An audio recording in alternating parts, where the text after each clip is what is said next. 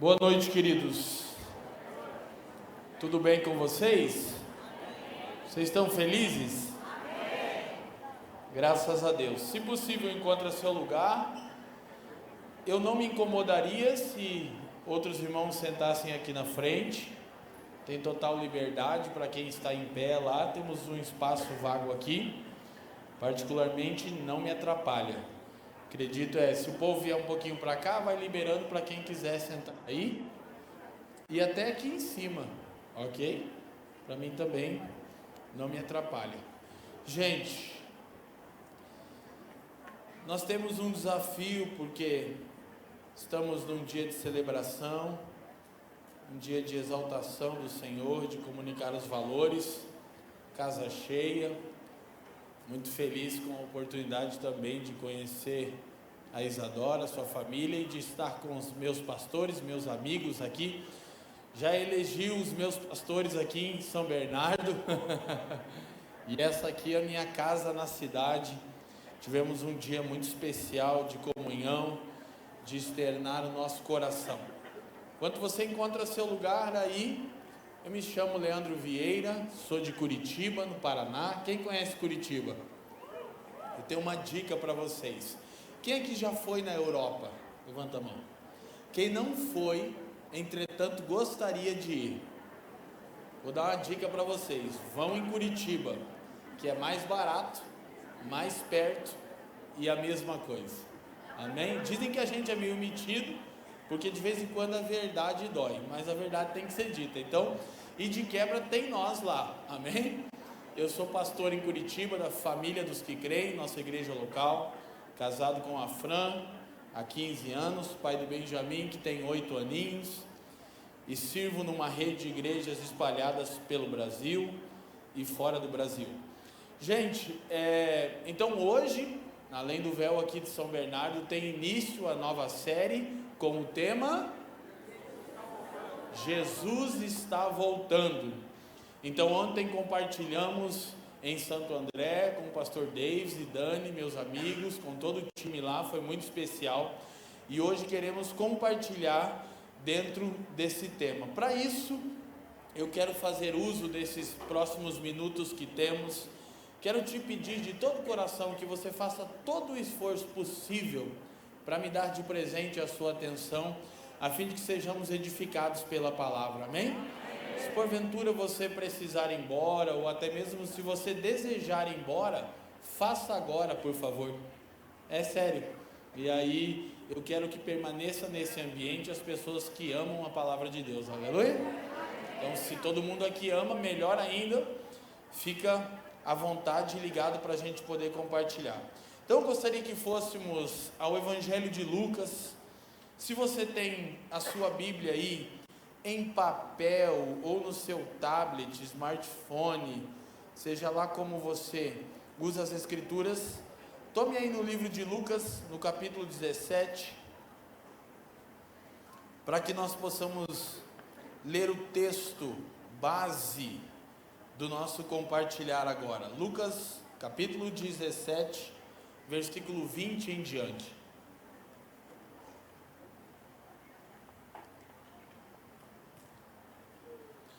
As Escrituras dizem assim: certa vez, tendo sido interrogado pelos fariseus sobre quando viria o reino de Deus, Jesus respondeu: o reino de Deus não vem de modo visível, nem se dirá, aqui está ele, ou lá está, porque o reino de Deus está no meio de vós. Seguimos.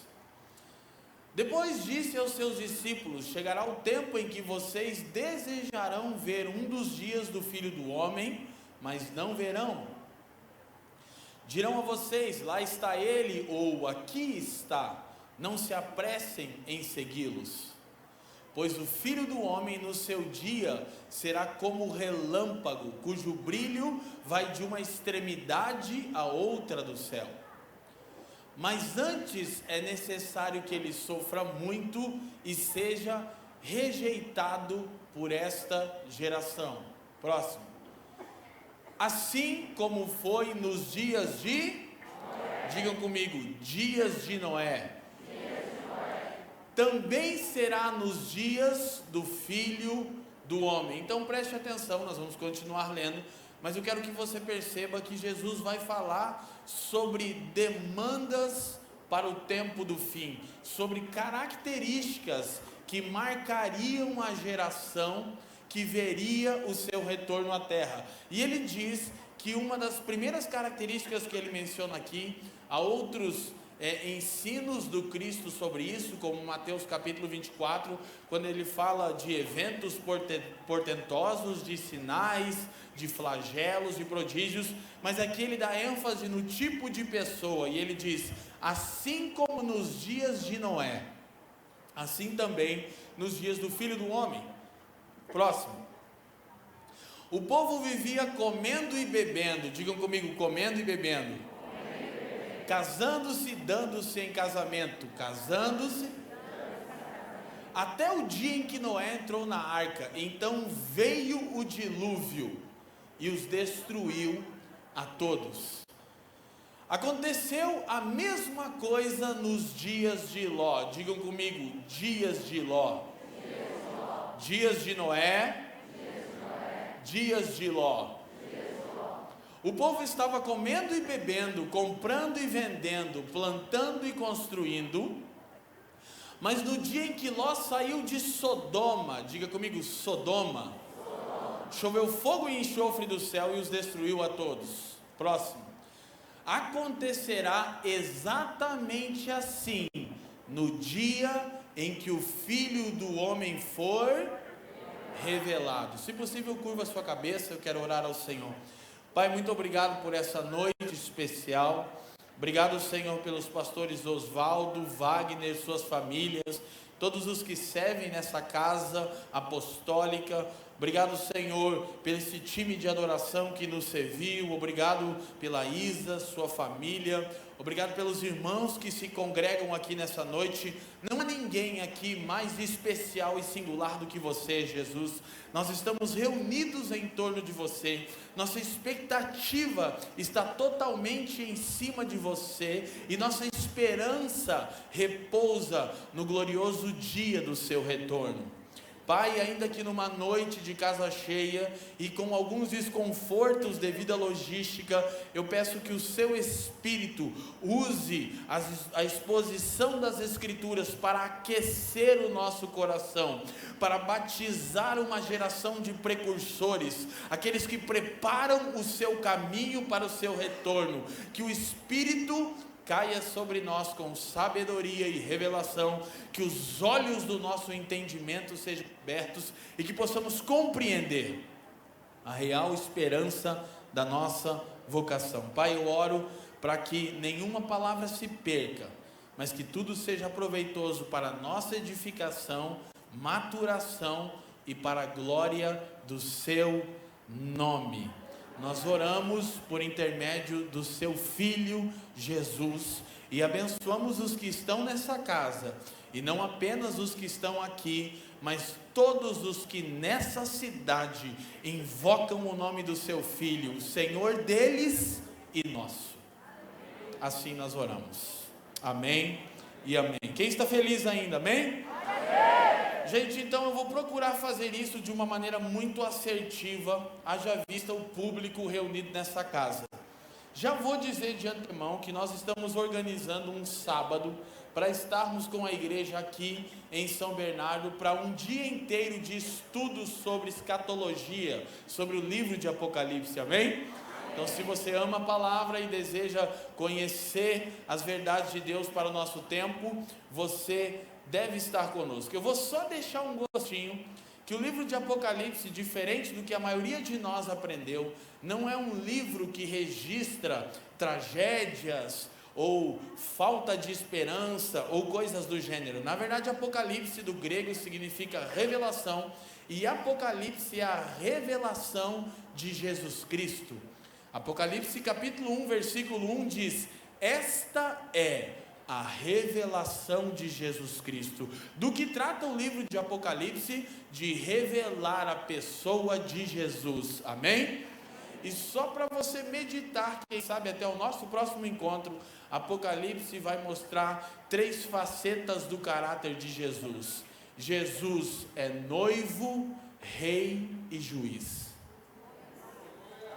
Diga comigo: noivo, rei e juiz. Veremos nesse mesmo bate-canal, num outro horário. Amém? Glória a Deus. Então, gente, como nós vimos nesse texto, esse texto está atrelado a Mateus 24. Em Mateus 24, os discípulos questionam Jesus sobre qual sinal haveria da sua vinda e da consumação dos tempos. Já no texto de Lucas que nós lemos, o versículo 20 diz que Jesus foi interrogado pelos fariseus sobre quando e como viria o reino de Deus, quando se daria a manifestação plena do reino de Deus, porque Jesus em sua vinda trará toda a realidade do reino dos céus para a terra, amém? Então Jesus passa a dar algumas instruções, mas ele dá 2 instruções extremamente importantes para a nossa geração. Quais são as instruções? Ele diz que a característica da geração do tempo do fim seriam dias como os dias de Noé e como os dias de Ló. Nós temos 2 tipos de homens que representam a característica dos homens do fim dos tempos. E quando nós olhamos para aquilo que Jesus fala a respeito desses homens ou dos seus dias, nós vamos perceber chaves muito importantes. Eu vou te antecipar que essa palavra ela é extremamente delicada, mas como eu não tenho medo da cara dos homens, eu vou pregá-la, amém? Você vai entender enquanto a gente compartilha qual é a principal, ou quais são as principais características dos homens dos dias da vinda de Jesus. Então Jesus diz que seriam dias como os dias de Noé, os dias da vinda do Filho dos Homens, do Filho do Homem. E aí ele diz o que eles faziam. Vamos projetar o texto de novo? Ele diz no versículo 27, por favor. O povo vivia comendo e bebendo. Bom, comer e beber é pecado? Sim ou não? Depende, mas nesse caso aqui não é o que eu quero pontuar, né? Que a Escritura condena a glutonaria, então também pode ser pecado, aleluia. Mas aqui ninguém sofre desse mal, né? Glória a Deus. Jesus disse que os dias de Noé, que seriam dias semelhantes aos dias de sua vinda, eram marcados por uma geração que era negligente na sua conduta. Comer e beber aqui está atrelado diretamente a um estilo de vida hedonista. A palavra hedonismo, quem já ouviu essa palavra? Sacode a mão aí e diga assim. O que é hedonismo? É vida centralizada no prazer pessoal. Então a primeira coisa que Jesus disse é que a geração do tempo do fim seria uma geração semelhante à geração dos dias de Noé. Comiam e bebiam. A outra parábola que Jesus conta, em Lucas capítulo 12, não vamos observar, que ele é conhecida de todos nós, ele fala de um homem que enriqueceu sobremaneira e ajuntou em celeiros, de maneira tal que esse homem disse consigo mesmo, para sua alma, diz o texto, ele diz: come, bebe e regala-te, porque você tem muito em depósito. Qual foi a resposta que Jesus dá a esse homem? Quem lembra do texto? Virou tema de uma antiga canção de uma banda de rock chamada Cades Barneia. Isso aí é só gente antiga. Nutella não conhece mesmo, eu sei. Se você está assim, o que é Cades Barneia? Você é um Nutella, está comprovado, amém? Quem sabe, pelo menos alguém, Johnny, essa noite Johnny, não, aí é das antigas, não é? Eles fizeram uma música em cima dessa parábola, ouça-me, e Jesus diz que aquele homem que diz consigo mesmo, come, bebe, regala-te, você tem de sobra. A indagação é, louco e se essa noite pedirem a tua alma, o que tens, terá qual proveito? Aí Jesus diz aquele famoso texto: de que vale ao homem ganhar o mundo inteiro e perder a sua alma? Então, comer e beber fala de uma geração hedonista. Eu quero desenvolver um pouquinho o raciocínio, sem ser aqui muito complexo no meu compartilhar. Mas eu tenho falado especificamente nesses dias a respeito do fruto da influência do pensamento iluminista. E para todo mundo que está na fase acadêmica, deveria saber do que eu estou falando. De um movimento do século XVIII, que reivindica a messianidade, que autodenomina iluminismo e diz ser o evento no qual os homens receberão luz. E o iluminismo prega, em francês, liberté, quem sabe? Igualité, fraternité. Liberdade, igualdade, fraternidade. Quem já ouviu isso? Não vou desdobrar esse assunto, não me interessa agora, mas eu quero que você entenda que a tal liberdade pregada pelo movimento iluminista durante a Revolução Francesa no final do século XVIII é a liberdade do indivíduo do senso coletivo. Então, basicamente, isso é hedonismo. Houve um filósofo chamado Protágoras, ele viveu 323 anos antes de Cristo, e ele determinava as coisas mais ou menos assim. Protágoras dizia: o único bem é o prazer, e a regra de conduta, o interesse particular. Então ele concluía com a expressão que dá base para o relativismo: o homem é a medida de si mesmo. O que isso significa? Que você deve se mover exclusivamente em prol da sua satisfação e felicidade, e que você mede a si mesmo. Traduz: você determina o que é ou não verdade absoluta para você. Isso construiu uma geração que nos nossos dias é uma geração influenciada pelo pensamento hedonista, que vive um estilo de vida que se move exclusivamente pela satisfação pessoal. E Jesus diz que os dias de Noé foram marcados por uma geração hedonista, que comia e bebia, que apenas procurava satisfazer o seu próprio ventre. Deixa eu te falar uma coisinha, bom para essa noite com casa cheia. Crença não é o mesmo que fé. E o Brasil está num momento de inchaço do movimento evangélico, muito baseado na crença e não na fé. Vou te explicar. Crença é a expectativa que você tem que Deus fará o que você deseja.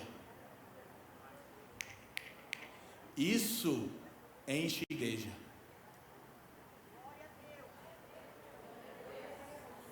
Não sei se glória a Deus.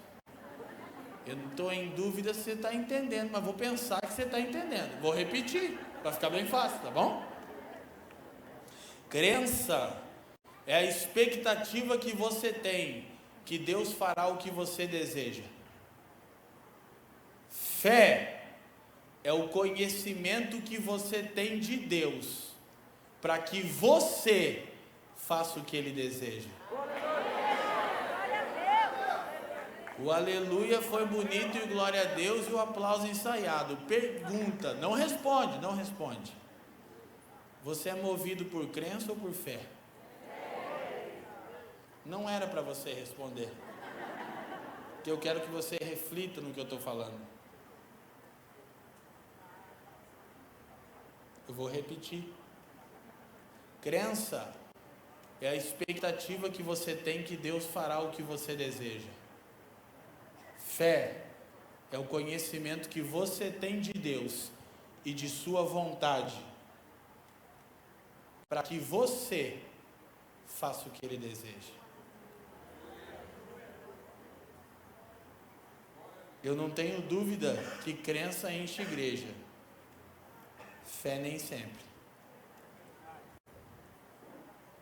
Então Jesus diz que a característica da geração no tempo do fim, repito, seria uma geração hedonista, movida pela satisfação pessoal. Vou dizer uma coisa, afrouxa seu cinto, se você está de cinto, enche o pulmão de ar para você não ficar muito triste com o que eu vou falar, que evangelho é uma coisa que não vai no viés de homens que vivem na carne. Curiosamente, evangelho é uma coisa sempre contrário à inclinação da nossa carne. A Bíblia não fala de felicidade, a Bíblia fala de propósito. E a felicidade que a nossa geração prega, essa sim é relativa. Amém? Então, comiam e bebiam, estilo de vida centralizado no prazer pessoal. Digam comigo, hedonismo. O hedonismo desencadeia a próxima evidência do tipo de gente no tempo do fim. Qual é a próxima evidência? Corta para 18 aqui para nós de novo o mesmo texto. Vai lá. Versículo 27, né? Vai dar tudo certo, irmão. Tenha fé. Isso. Não, Jesus, 27. A gente nem leu esse aí, mas bonito esse versículo, está na Bíblia, né? Verso 27. Vai dar tudo certo. Eu vou esperar para a gente ler junto, tá bom? Diga alguma coisa para o irmão que está do seu lado, tipo, eu te amo, bom estarmos aqui. Tipo, me passa seu zap para a gente marcar um tempo de estudo bíblico. Vigia, varão. Não é para namoro missionário aí. Tem os irmãos. Lá na nossa igreja em Curitiba tem um estilo de namoro missionário que os caras praticam. Aqui não deve ter, tomara. Como é que é o namoro missionário? É o corpo para mim e a alma para Jesus, os irmãos dizem. Estou evangelizando, pastor. Mas como é que é isso? O povo vivia comendo e bebendo. Digam comigo, comendo e bebendo. Significa hedonismo gera a próxima característica da geração no tempo do fim. Casando-se e dando-se em casamento. Eu mandei apertar o cinto e em caso de despressurização, máscaras de oxigênio cairão ao seu redor. Coloca a primeira sua, depois você ajuda quem está do lado. Por quê? Porque uma geração hedonista é caracterizada pela quebra de aliança. Casa, divorcia, casa de novo. Casa, divorcia, casa de novo.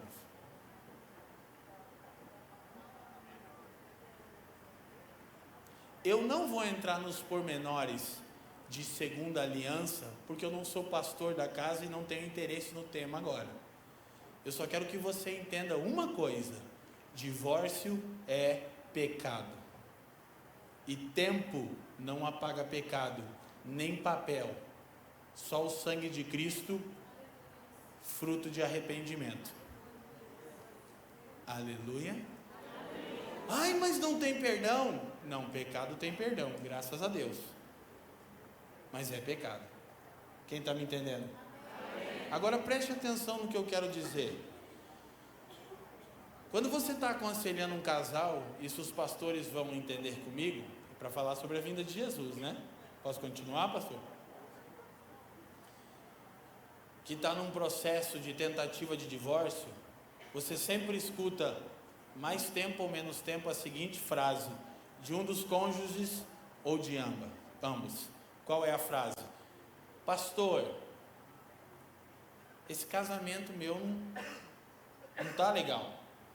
Eu tenho o direito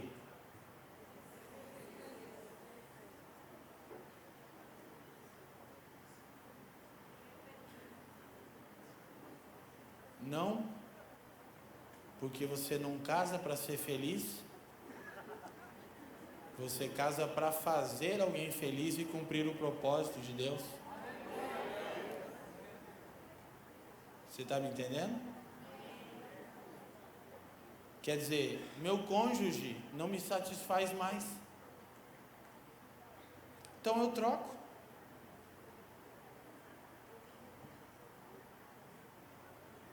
Essa semana eu completo 15 anos de casamento. Casamento é o jeito mais rápido de Deus acabar com você. Quem concorda, diga amém. Não, você está rindo, eu não estou brincando. Sabe o que Lutero disse? Reformador do século XV. Ele diz 1 ano de casamento. Que outrora ele era monge, padre, né? Celibato. Me santificou mais do que 10 anos de celibato. Porque viver sozinho é de boa. É tranquilo. O quê? Viver num lugar que você só lê Bíblia e só adora? Isso aí é tranquilo. Morte mesmo é você viver 24 horas por dia com uma pessoa totalmente diferente de você. E aí quando os filhos nascem é para sepultamento final. Aleluia, sim ou não? Agora escuta, você está rindo, eu estou falando sério. Estou falando sério. É o seu atestado de óbito, irmão. E é o propósito de Deus. Escuta, enquanto uma geração hedonista, fruto do movimento iluminista, prega liberdade, o Evangelho prega renúncia. Mas o Evangelho não me faz livre? Sim, de você mesmo. O Evangelho é uma mensagem que te liberta do individualismo, te levando para Deus e para o próximo. O resto é pensamento desse século. Então até a igreja, a gosto do freguês, tem. E o mais incrível é que se você não gosta de uma mensagem como essa, você pode andar alguns metros e você vai encontrar uma igreja, entre aspas, que pregue uma coisa mais levinha e gostosinha, para dar uma massageadinha na sua alminha, dodóizinha. Só que o que liberta não é isso, é a verdade. E não, eu não estou na posição de um hipócrita religioso trazendo condenação sobre vocês. Não é isso. Eu só estou em pé pela misericórdia de Deus. E se eu permanecer nesse lugar, vai ser pela misericórdia dele, não pelo meu desempenho. Agora, se nós vamos falar sobre os dias da vinda de Jesus, a primeira coisa que nós vamos entender que são dias caracterizados como os dias de Noé. Por quê? Porque hedonismo gera quebra de aliança. Aliança exige renúncia do eu. Por causa do movimento iluminista do século XVIII e do atual filho dele, chamado relativismo, Nova York acabou de reconhecer 34 gêneros sexuais. Quantos eu disse? Tem coisas lá que eu não consegui entender o que é. Sabe por quê? Porque você tem que ser livre. Livre das amarras de tradições, livres da amarra de coletividade, de religiões retrógradas, de um Deus carrasco. Então você é livre para ser o que você quiser. Então você escolhe sua opção sexual, você escolhe o que você quiser, porque você é livre. O Evangelho te liberta exatamente disso, do individualismo. Quem está me entendendo, sacode a mão e diz sim. Vamos ver se o pessoal... Queria pedir para os diáconos fecharem as portas agora. Então, gente, hedonismo gera quebra de aliança. Qual é a consequência da quebra de aliança? O negócio vai ficar mais sério. A orfandade. Eu não vou perguntar, ou melhor, eu vou, mas não quero que você responda. Porque provavelmente a resposta à pergunta que eu farei, ela tende a ser tão séria, que eu acho que a coisa mais lúcida a se fazer seria parar essa reunião, dobrarmos os nossos joelhos e falar: Senhor, tem misericórdia de nós. Por quê? Porque uma geração hedonista quebra alianças. Hedonismo gera quebra de aliança. Quebra de aliança produz orfandade. Os filhos precisam escolher entre o pai e a mãe. E uma coisa que todo pai e toda mãe, quando passou na cabeça pensar em divórcio, deveria lembrar é que filho não foi criado para fazer essa escolha nunca. E na escolha do pai e da mãe, 99% dos casos os filhos ficam com quem? Guarda essa informação que eu vou te mostrar o resultado disso. Qual é a questão que eu ia perguntarei, não responde. Quantos aqui são frutos de casamentos que ruíram? Se eu pedir para levantar a mão, a coisa mais certa a fazer é parar a reunião, encerrar a pregação e clamar que os céus tenham misericórdia de nós. Alguém concorda comigo? E aí você tem a atual geração, e você precisa prestar muita atenção no que eu estou falando, no temor com o qual eu estou comunicando, e não colocar palavras na minha boca e nem interpretar da maneira que você acha correto. Eu sou responsável por aquilo que eu falo, não por aquilo que você entende. Amém? Então digam comigo: hedonismo gera quebra de aliança. Quebra de aliança produz orfandade. Pronto. Temos um retrato do Brasil. Jesus está falando sobre as nações da terra. Vamos fazer só o dever de casa, vamos falar só de Brasil. 53 milhões de brasileiros não têm o nome do pai no RG.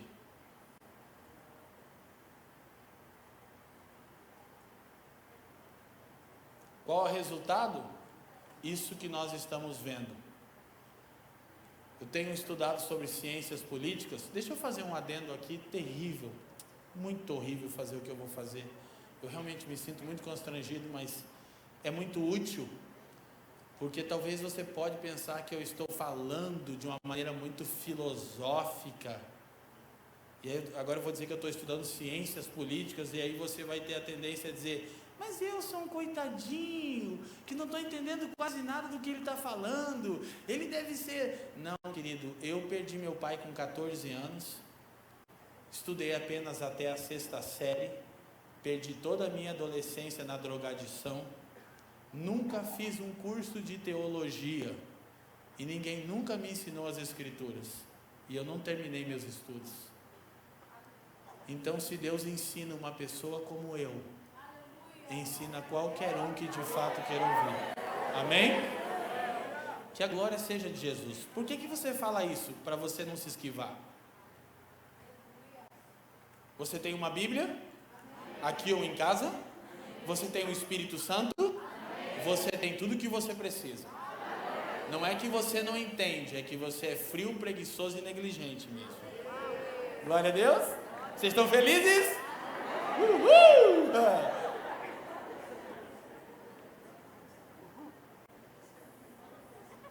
Pode continuar, Marão? Vamos lá. Gente, presta atenção. Eu quero mostrar para vocês. Prestem atenção, por favor. E eu não quero só dar um diagnóstico aqui. Eu quero também dar um proagnóstico, um como de Deus. Ok? Então nós temos os dias de Noé: hedonismo, quebra de aliança e orfandade. Jesus disse que também seriam dias semelhantes aos dias de... Vamos agora para o versículo 28, por favor. Lucas, capítulo 17, verso 28. Aconteceu a mesma coisa nos dias de... Para fixar, diga, dias de Noé. Hedonismo, quebra de aliança, orfandade. Só para me certificar, parece os nossos dias? Ah, tá. Dias de Ló. O povo estava comendo, bebendo, comprando e vendendo, plantando e construindo. Então você vê a mesma vida hedonista. Aqui Jesus acrescenta algo: capitalista. Tem um louvor antigo que diz assim: homem primata, Capitalismo selvagem. Oh, oh, oh, oh. Deve ser, ele está profanando o altar.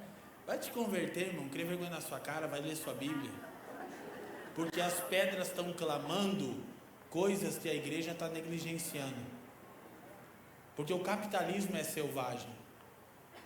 É a lei do maior. Na cadeia alimentar capitalista, quem tem mais pode mais, quem tem menos pode menos. Mas as escrituras dizem que o homem não é aquilo que ele tem. Amém? Então, Jesus mostra, eu não vou entrar no aspecto do capitalismo aqui hoje não vai dar tempo. Mas eu quero que você entenda que ele vai dizer que são coisas semelhantes, mas a chave está no próximo versículo. Próximo texto, 29. Mas no dia em que Ló saiu de Sodoma, choveu fogo e enxofre do céu e destruiu a todos. Aí Jesus diz, assim será nos dias em que o Filho do Homem se manifestar, ou for revelado. Presta atenção, é muito delicado o que eu vou falar, então presta atenção para você não interpretar errado. Eu não tenho nenhum medo de ensinar a verdade, eu não quero que você interprete errado, tá bom? Hedonismo é um ciclo, gera quebra de aliança.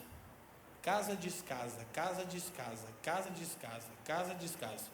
Só um dado terrível, porque agora eu vou pontuar uma coisa e pode soar que eu estou sendo um hipócrita que está condenando o mundo lá fora sem olhar a realidade das chagas da igreja. Eu não sou isso.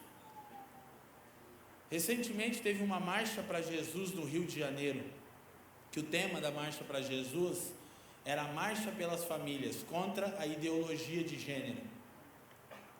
Muito bonito. Milhões de pessoas nas ruas do Rio de Janeiro, marchando contra a ideologia LGBT. Sabe qual é o problema? Que um dos cantores que estava liderando a adoração, está no quarto casamento.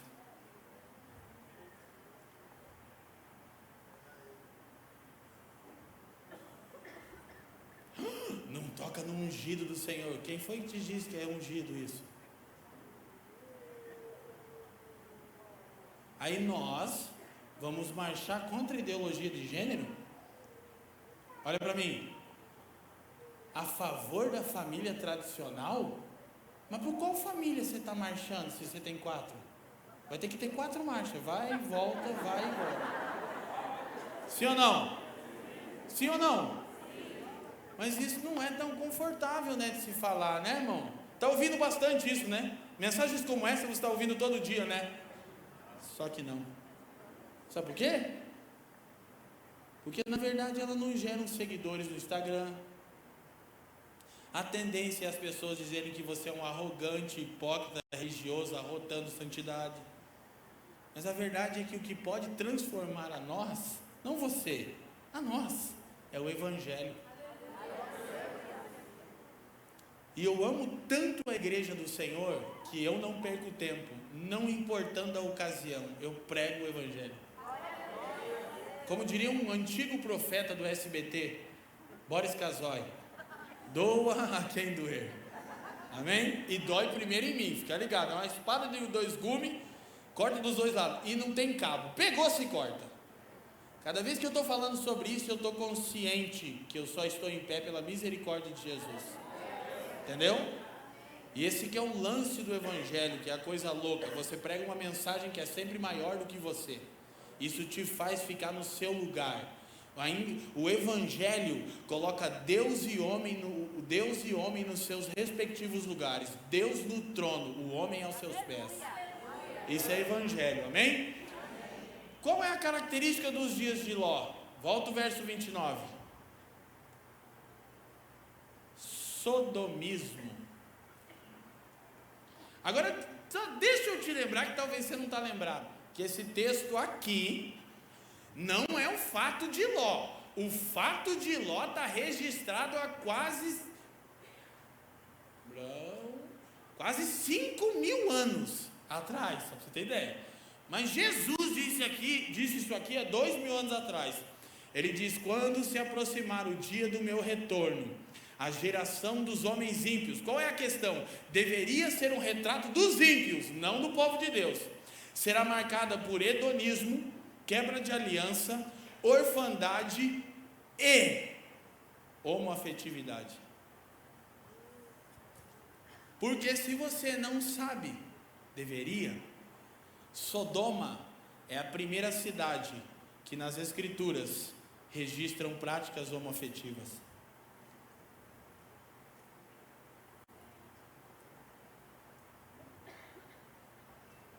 Aí a escritura começa a se harmonizar, Wagner. E você diz: meu Deus, quanta sabedoria profética na sua palavra, e todos os dias menosprezamos ela em troca da internet. Um dos meus preferidos teólogos, John Piper, disse que as redes sociais têm um sentido e um valor muito importante, sim. Qual? Naquele dia servirão para comprovar que tínhamos sim tempo, mas que fizemos uma escolha em gastar o nosso tempo com as coisas triviais. Sabe o que a minha geração está procurando? Influência. Tirar uma boa fotinha com a pessoa certa, me dar uns likezinhos legal e uns novos seguidores. Problema de as pessoas te seguirem é só um, né? Diga para mim qual, Leandro? Diga para mim qual, Leandro? Você não sabe para onde está indo. E o pior é que você sabe que é verdade. Sim ou não? Minha geração quer influência quando ela deveria procurar consistência. Está todo mundo se matando por influência. Para que você quer influência? Ninguém pode dar aquilo que não tem.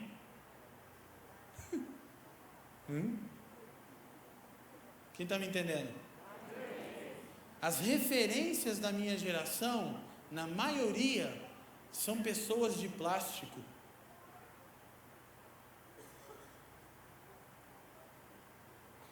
Carregam nada ou quase nada de real. Não estou estragando a noite não, né? Ah, tá, porque eu sofro de um mal, qual eu já sou assim, eu aceitei a chatice. É uma coisa doida. Como é que é isso? Então, estou com 38 anos, né? Há 38 anos minha mãe me diz que eu sou chato. Estou com a minha esposa há 17. Há 17 ela me diz isso. Não vai fazer diferença o que os outros dizem, entendeu? E eu penso que nós somos uma família, amém? Somos ou não somos a família de Cristo? Há uma briga entre nós aqui? Obviamente que não. Nós somos a família de Cristo. E toda família tem um tiozão chato. Tem ou não tem? Aquele tio chato do churrasco que fica dizendo para todo mundo: você fazia xixi nas calças. Agora, essa semana que passou, eu reuni homens de governo na minha cidade, os caras de alta patente, e um deles é um primo meu mais velho, CEO de uma multinacional. Sentei com os caras nas cafeterias mais top de Curitiba para falar como eles precisam ser homens de paz, pessoas que canalizam os milhares de dólares que eles têm para abençoar o pobre, o órfão e a viúva. Então estou me achando importante, mas eu estudei a 6ª série e estou instruindo o cara assim. Aí estou eu falando das ciências políticas da atualidade, meu primo diz: gente, eu botava ele no colo, eu trocava as fraldas deles. Nossa, que luta, varão. Falei, não deixa o inimigo te usar nesse momento. É Deus me lembrando quem eu era, né? Então, gente, presta atenção. Nós precisamos disso. Nós precisamos, sabe do quê? Lucidez. Está faltando isso nos nossos dias. Tem uma insensatez instalada sobre a nossa nação que está invadindo a igreja. A busca por satisfação pessoal e por felicidade, ela está tão ferrenha que qualquer pessoa que se oponha a você na busca do seu ídolo, do seu falso Deus, você entende ela como um inimigo. Então, eu não vou entrar nos pormenores, preste atenção no que eu vou dizer. O plano de Deus, a missão de Deus, A igreja não tem uma missão, a igreja é a missão. Amém? Deus tem uma missão. Alguém sabe qual é a missão de Deus? Eu vou recomendar alguns livros aqui, quando a gente encerrar, que falam sobre esse tema. Alguém aqui tem alguma ideia de qual é a missão de Deus? De Gênesis a Apocalipse, as Escrituras estão nos dizendo uma coisa. Qual? Deus está em missão. Diga comigo, Deus está em missão. Deus está em missão. Qual será a missão de Deus? A missão de Deus é construir família. Aprove a Deus, autossuficiente em si mesmo, não tendo nenhuma carência ou necessidade, aprove a Ele construir uma família para experimentar da sua natureza. Pedro diz na sua primeira epístola que nós fomos chamados a ser coparticipantes da natureza de Deus. A melhor coisa que o Evangelho te promete não é o céu, não são ruas de ouro e portão de diamante, isso o iluminismo também te promete. A melhor coisa que o Evangelho te promete é que chegará um dia que você será um com Deus. Isso é Evangelho. Por quê? Não é sobre o lugar para onde você está indo, é sobre aquilo que você está se tornando. Então, Deus está edificando família. Você vê no Éden, então você vê o pecado do homem parcialmente frustrando o plano de Deus, porque ninguém pode frustrar os planos de Deus, como diz Jó. Então você vê Deus chamando Noé. Essa é a chave. Depois de Adão, quem Deus chama? Noé. Depois de Noé, Abraão. E a promessa é sempre uma: vou te fazer uma família. Em ti serão benditas as famílias da terra. Quem está me entendendo? Então escute. Se nós como igreja não estamos nos tornando família, podemos estar fazendo coisas incríveis. Igreja não somos. Agora eu vou te explicar de uma maneira que um outro dia a gente pode observar melhor. De acordo com as Escrituras, igreja é o jeito de Deus nos ensinar a sermos família do jeito dele. Igreja não é lugar de sensações, de arrepios, de palavras que te deixam um pouco mais animado na sua busca adâmica de ser feliz. Igreja é lugar de relacionamento. Igreja é lugar de perder para o outro ganhar. Igreja é lugar de considerar o outro superior. Igreja é lugar de chorar com os que choram. Igreja é o jeito de Deus nos ensinar a sermos família do jeito dele. Porque a missão de Deus é construir uma família. Então, para a gente ir chegando na conclusão do nosso raciocínio, entenda o que eu quero te dizer. Dias de Noé e dias de Ló falam da estratégia de Satanás para a desintegração total da família, que é a missão de Deus. E como isso começa? Começa com a proposta da serpente no Éden. Qual? Você tem a palavra de Deus, mas você tem o fruto proibido. A proposta da serpente é: não se submeta ao que Deus disse, satisfaça o seu ventre. A escritura de Gênesis 3:6, vendo a mulher que a árvore era agradável aos seus olhos. Sabe o que está dizendo, meu senhor? Nossa, que delícia. E a serpente disse: poxa, come aí. Só para você entender, a mesma coisa que a serpente faz com Adão e Eva, ela faz com Jesus no deserto. Você é o filho de Deus? Passando fome aqui? 40 dias e 40 noites? Cadê a prosperidade? Filho de Deus tem que ser próspero. Vitória! Bênção! É o bezerro de ouro dos crentes. Satanás diz: para com esse negócio de andar na sua identidade, satisfaz seu ventre. Quem está me entendendo? Crença é a expectativa que você tem que Deus fará o que você deseja. Ai, eu vou hoje para a igreja, hoje Deus vai me dar o que eu quero. você não está servindo a Deus, você está servindo a si mesmo. Seu ventre é seu Deus. Filipenses 3,19, Paulo fala de homens que ele diz a característica: inimigos da cruz, dos quais o ventre é seu próprio Deus. Agora eu quero que você entenda. A chave está em entendermos esse ciclo vicioso na desintegração da família. Eu não estou apontando aqui pecadinhos e pecadões.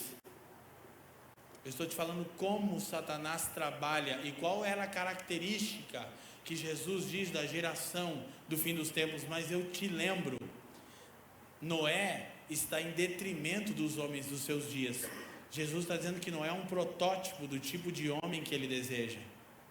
Os homens dos dias de Noé, dos dias de Ló, eles eram homens que viviam dessa maneira. Então escute, hedonismo gera quebra de aliança. Quebra de aliança produz orfandade. Orfandade é a porta de entrada para a homoafetividade. Não, eu não disse que todo órfão é homoafetivo. Presta atenção. Eu disse que todo homoafetivo é órfão. Vou te explicar de uma maneira bíblica e científica, sem resenhar muito. Sabe o que Satanás faz? Tira o pai de casa, por causa de um estilo de vida hedonista, ou do homem ou da mulher. Antigamente era o homem o promíscuo, hoje em dia o negócio está esquisito. A briga está pau a pau. É assustador. Eu estou chocado. Eu falo, Senhor do céu, estou chocado. Estou chocado. E eu fico ouvindo o Espírito me dizer, assim como nos dias de Noé, assim como nos dias de Ló. Você quer realmente ser uma voz que prepara uma geração para o caminho de Jesus? Não vá para uma marcha contra ideologias. Ame a sua esposa. Crie o seu filho no temor do Senhor. É a sua melhor contribuição para o bem do mundo. E não estou falando que não devemos nos envolver com ações cívicas e políticas. Essa é uma pauta que Deus tem falado comigo, não é um assunto agora. É que se nós realmente queremos causar um impacto na sociedade, volta para a tua casa e vive família no modelo de Deus, e o mundo saberá quem Jesus Cristo é na sua casa. Então, eu estou repetindo intencionalmente. Diga comigo didaticamente: hedonismo gera quebra de aliança. Quebra de aliança produz orfandade. Orfandade é a porta de entrada para a homoafetividade. Vou te explicar direitinho, bíblica e cientificamente.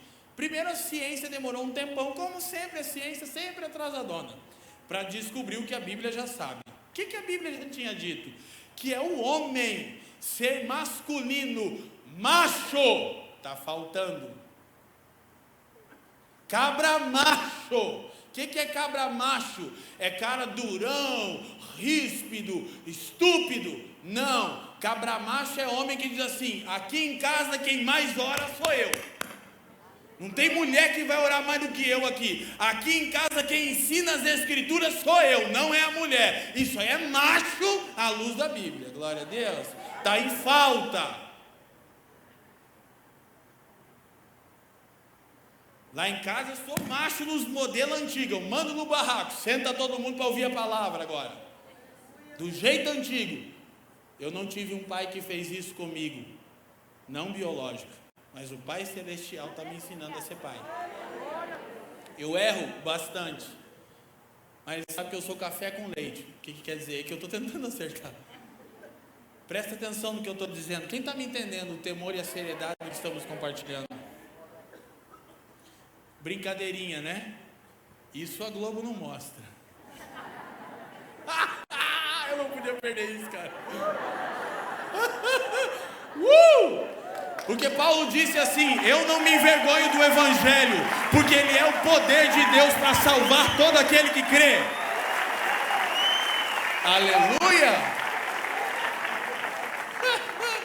Minha irmã, se minha esposa estivesse aqui, ela estaria me olhando com uma cara parecida com a sua. Minha esposa, ela é tudo que eu não sou, graças a Deus. Ela ficaria vermelha, eu faria assim: não está fazendo isso.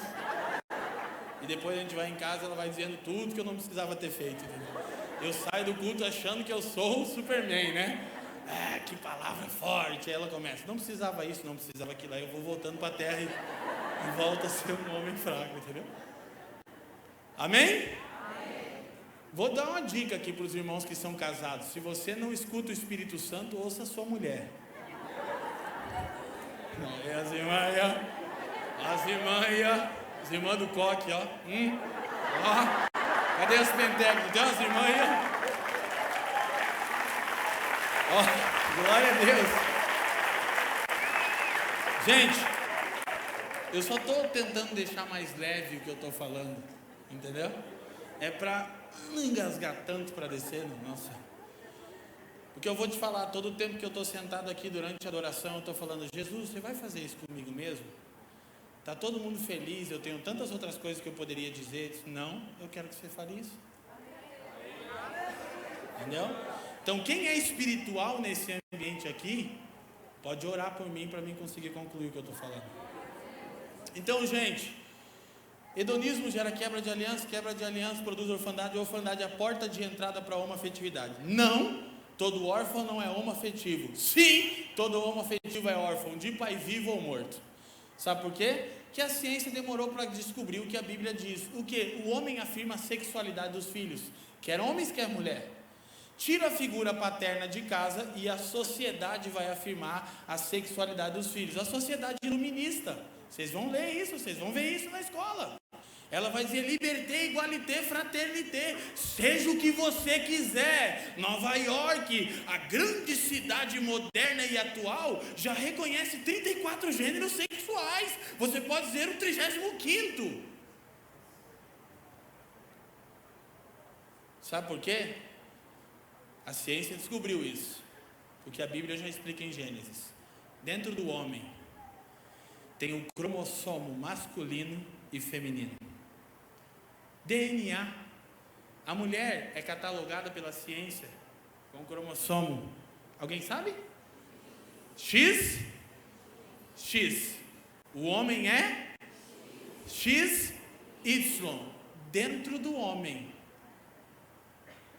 É o homem, na ordem de Deus, que determina o sexo da criança e que afirma a sexualidade dela.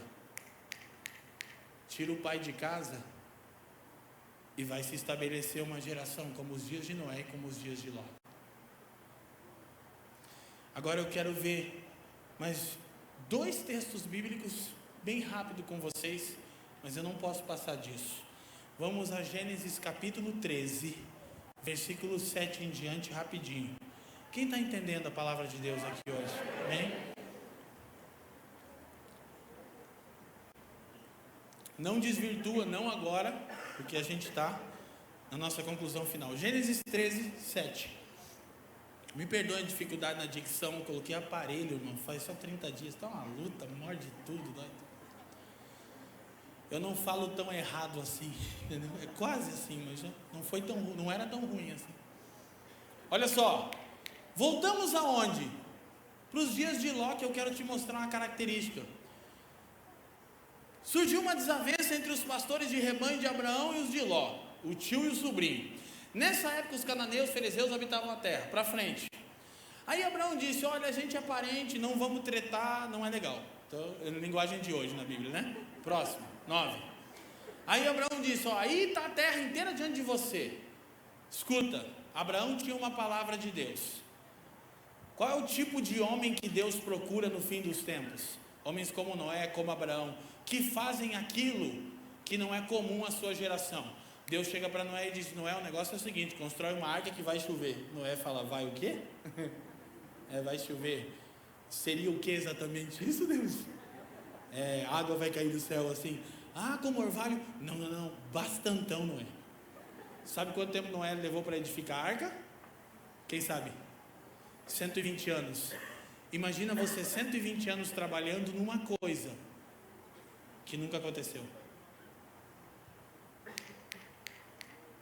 A característica dos homens e mulheres de Deus é que eles não tomam a forma desse século. Eles são renovados pela renovação do vosso entendimento. Eles andam um passo na frente. Aí Deus chama Abraão. Tem uma cidade sendo construída, Abraão está com a parentela, Deus diz, sai dessa cidade, sai da sua parentela. Para quê? Para um lugar que eu ainda vou te mostrar. Aonde que é? Quanto tempo vai chegar? Deus fala, pedala, moleque. Vai andando, vai andando. Eu vou te mostrar no caminho. Quem sairia com uma proposta dessa? Mas Abraão sabe que tudo que ele precisa é uma palavra. Noé sabe que tudo que ele precisa é uma palavra. A minha geração sabe disso? Não parece, porque desprezamos toda a instrução profética da palavra, que diz como deveríamos agir, mas não damos o devido valor. Escuta, continua. Aí Abraão diz, 9. Abraão diz, agora você tem que escolher. Você está andando comigo, eu sou um homem de Deus, eu tenho uma palavra, você é meu sobrinho, mas então tá, escolhe. Se você vai para a direita, eu vou para a esquerda. Abraão não está preocupado com a direção. Se você vai para a esquerda, eu vou para a direita. Não tem problema não, eu tenho uma palavra. Amém? Só que agora pela primeira vez, Ló, que é um tipo de homem do fim dos tempos, vai ter que tomar a decisão. Aí como é que ele toma a decisão? Verso 10.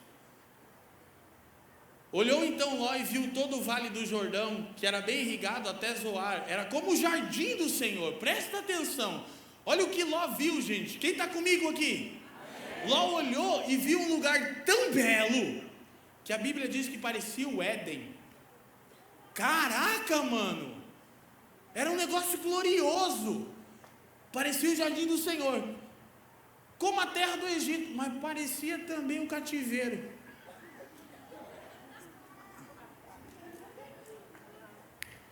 O que eu preciso? Discernimento. Isso é de Deus ou não?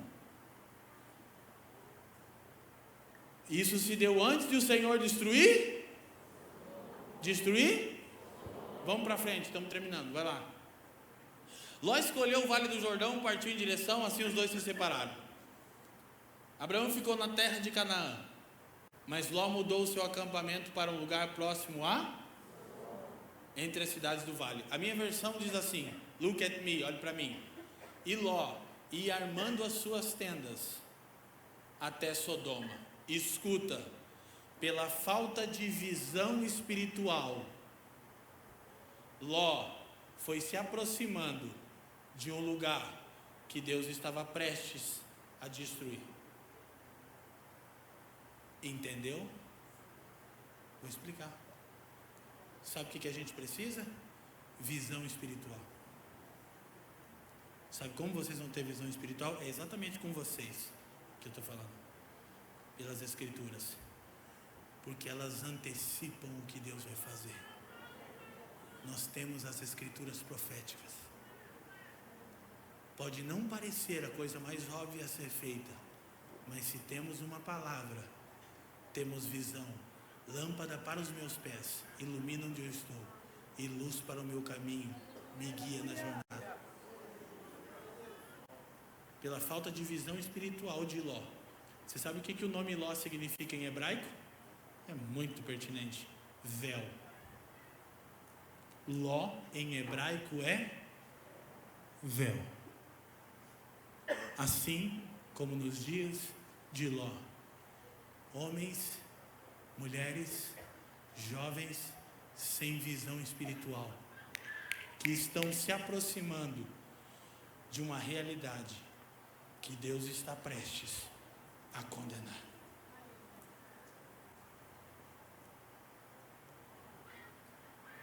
Eu espero que você esteja entendendo o valor do que você está recebendo hoje aqui.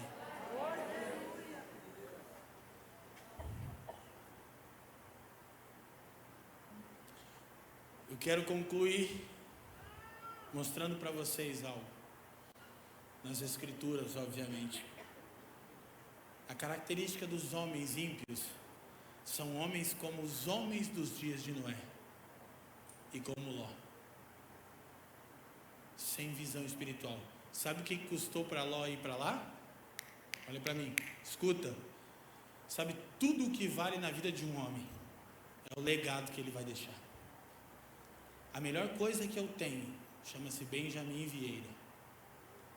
Se as pessoas acham difícil me ouvir, ora para Jesus voltar logo, porque quando meu filho começar a pregar, irmão, vai ser faca na caveira. Não, Capitão Nascimento. Nunca serão, jamais serão. Pere para sair, isso é moleque. Por quê? Porque eu estou preparando um kamikaze.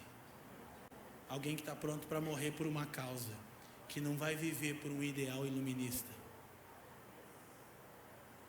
Vai viver por uma causa. Há 19 anos atrás, Jesus me achou. Eu era só um órfão dependente químico. Ele disse: eu tenho uma causa que vai custar a sua vida. Você aceita? Eu disse: sim, meu Senhor. Você me aceita? Na boa, garotadinha que está aqui, olha para mim. Estou cansado de uma geração Nutella, mole e fraca. Eu era tão doido, só para relaxar, para vocês entenderem o espírito que eu estou falando. Quando eu conheci o Senhor, então outrora eu liderava a torcida organizada lá no Paraná. E aí eu ia para o estádio, tipo o Satanás, até o diabo tinha medo da gente. Não, sério, quando virava a facção da torcida que a gente liderava, até o demônio corria, eu acho. Falando, nem eu aguento isso é capeta demais. E a gente ia quebrando tudo na estrada. Vai. Estou concluindo. E durante um tempo a gente teve uma prática de surfar em cima dos ônibus da cidade. Como diria a RZO, surfistas, assim chamados são popularmente. Mas é muita nutelada num lugar só, não sabe do que eu estou falando. Mas... aí um dia estou lá convertido, recém-convertido. Eu nem sei se foi Deus que falou comigo ou se era minha alma, mas eu fiz. Aí eu estou no primeiro banco, o pau está quebrando, né? Adoração rachando o teto da igreja. E aí eu tive uma impressão que Jesus estava dizendo para mim: isso é um Nutelão. Foi porque subi em cima de ônibus aí por causa de um time de futebol e agora fica aí todo... Duvido que você suba em cima da cadeira. Imagina o culto lotado. Subi em cima da cadeira, irmão. Tirei a blusa que eu estava e ó. Jesus! Sabe o que aconteceu? Criou uma cultura na igreja. Os diáconos detestavam. Culto de domingo, a igreja lotada. 150 jovens subiam em cima da cadeira com as camisas. Na minha imaturidade cristã, eu estava querendo dizer para Jesus: eu não vou ser um bobocão que para time de futebol, para zoeira era o cara. E agora, ai, pregou muito, tá doendo, tô cansada. Sai daí, rapaz. Amém? Quem está me entendendo? Vivia nas baladas.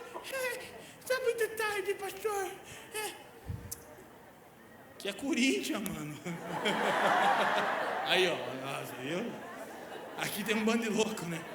Louco por ti, Jesus. Vamos terminar, amém? Amém? Vamos terminar. Gente, olha para mim. Olha que aumentou errado lá, viu, pastor? Ah, não, lá é a hora agora. Olha aqui, gente, só para aliviar o peso, presta atenção. Se possível, não se movimenta agora, presta atenção em mim. A resposta é mais simples do que parece, embora vai envolver vários desdobramentos. Mas o desafio está em entendermos o seguinte: precisamos retornar ao bom e velho cristianismo de uma vida de abnegação. Se eu treinar o meu homem interior para negar a mim mesmo, como, Leandro?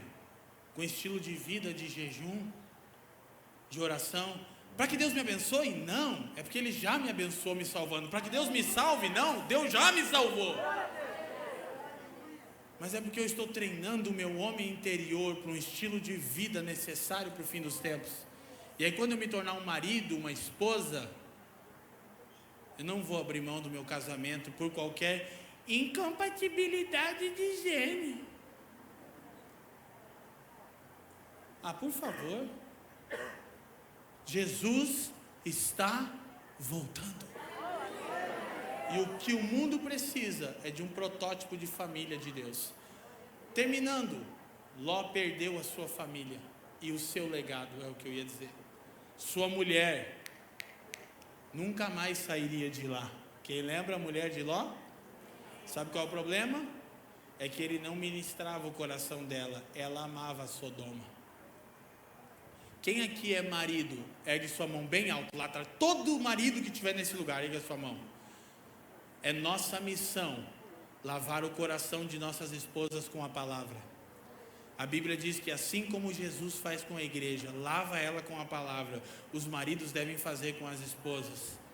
Mas a mulher de Ló amava Sodoma, porque ele não ministrava a sua própria mulher. E está cheio de ministro que sobe no púlpito, fala bonito, canta, chora, tem seguidor em Instagram, mas que os filhos e a família estão ficando em Sodoma. E estão se aproximando, não de um lugar geográfico agora, de um estilo de vida que Deus está prestes a condenar. Então, Leandro, não temos saída. Temos, graças a Deus temos. E ela é bem simples. Rogo-vos, pois, irmãos, pela misericórdia de Deus, que não vos amoldeis a este século, mas transformai-vos pela renovação do vosso entendimento, que é o vosso culto racional, a fim de que experimenteis a boa, perfeita e agradável vontade de Deus. Sabe como eu termino essa primeira palavra da série? Chamando vocês e me incluindo a nos oferecermos como sacrifício vivo. Paulo diz que nós temos que nos apresentar como sacrifício vivo. Escuta, em Romanos 12, 1 e 2. Todo sacrifício que era oferecido a Deus na lei era primeiro morto e depois oferecido, por uma razão óbvia. Paulo diz que isso é um culto racional. Diga, culto racional. Você lembra de Romanos 12, né? Bem conhecidinho dos crentes. O que é culto racional? É quando você se apresenta como sacrifício vivo. Qual é o paradoxo de Paulo? A contrapartida é que na lei o sacrifício primeiro era morto e depois oferecido. Que tipo de sacrifício que era oferecido a Deus? Sacrifício de animais. Animal é um ser catalogado como ser irracional. Então o que Paulo está dizendo é que Deus nunca recebeu esse tipo de sacrifício porque o animal não era voluntário. E por uma razão óbvia, até um animal, quando via o fogo do altar, fugia. Mas Paulo está dizendo, nós não somos animais. Nós nascemos de novo e temos uma mente renovada. Portanto, ele diz, eu rogo, eu imploro a vocês que se apresentem como um sacrifício vivo. Que é sacrifício vivo? É aquele que vendo o fogo de Deus, entendendo que o fogo de Deus vai consumir todos os nossos falsos ídolos e desejos, mesmo assim, sacrifício vivo é o que vai voluntariamente para o altar. Que não precisa ser coagido nem constrangido, mas que se apresenta voluntariamente e diz, Senhor, eu não quero me adequar aos homens como nos dias de Noé. Eu não quero ser homens como os dias de Ló e como Ló, que por falta de visão espiritual, por não ter uma palavra, se aproximou de um lugar que você estava prestes a condenar, de um estilo de vida que você estava prestes a julgar e perdeu o seu legado. Quem está me entendendo? Eu oro para que o Espírito internalize isso em nós. Isso é tão sério. Eu sei que a gente sempre termina com toda uma estrutura, mas eu só queria fazer uma oração bem simples e objetiva. Por quê? Porque o Evangelho é o poder de Deus, não o pregador, não um cantor, não a entonação da minha voz e nem a minha oração. O Evangelho é o poder de Deus. Feche os seus olhos. Onde você está? Lá atrás, curva a sua cabeça. Pai, muito obrigado por essa noite tão gloriosa e especial. Nós nos prostramos diante da sua verdade, Pai. Você sabe que eu não subi aqui na condição de acusar meus amados irmãos, mas sim de alertá-los, consciente que tal alerta vale para mim e para minha casa. Pai, livra-nos do entretenimento e das distrações. Livra-nos, Senhor, de uma vida conduzida pelo prazer pessoal, de um estilo de vida hedonista, que vive meramente para satisfazer a carne, com ações promíscuas e materialistas. Senhor, não nos deixa nos enganarmos com templos cheios, estão cheios de pessoas que não nasceram do Espírito ainda, mas por meio da Tua palavra, Senhor, transforma o nosso homem interior, Senhor. Eu te peço sobre cada matrimônio aqui, sobre o meu. Eu te peço aqui sobre cada filho, cada pai, cada mãe, que você nos faça um protótipo de família para este mundo em caos. Levanta o seu povo de maneira gloriosa para apressar a vinda do seu Filho, para que sejamos chamados precursores, os que preparam o caminho do Senhor. Pai, que a sua palavra seja internalizada em cada um de nós, a começar por mim, a fim de que possamos responder à sua palavra e não nos esquivarmos dela nessa noite. Nós oramos e te agradecemos no precioso nome de Jesus. Amém.